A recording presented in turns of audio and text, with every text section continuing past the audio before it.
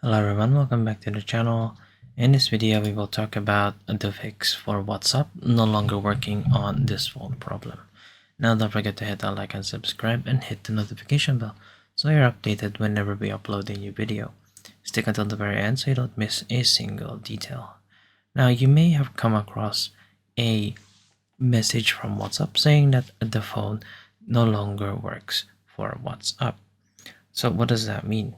Well, if we just go ahead and go into our browser right here, and then we go ahead and search for this.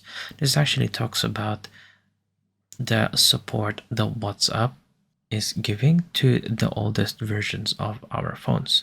So this will be within iOS, it'll be iOS 10, and starting October 24, 2023, it'll be iOS 11. And for Android, it will be Android 4.4, or actually it's Android 5 version or less.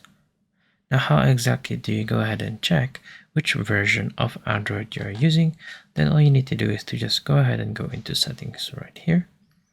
And then we're going to go all the way down until we can see about phone.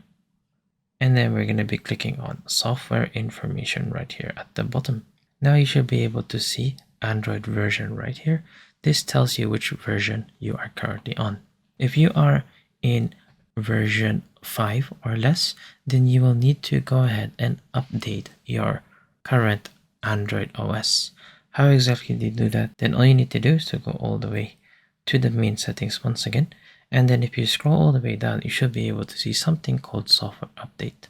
So just go ahead and click on this, and then this will go ahead and check what the latest updates are, and if there are any new updates or whatsoever, you can go ahead and take a look at this. This will give you information as to what the latest version of your Android would be. And if unfortunately you are unable or you are at the maximum point of your version, then unfortunately WhatsApp is no longer able to support the phone that you are using. And there you go. I hope you have found this tutorial useful. See you guys next time.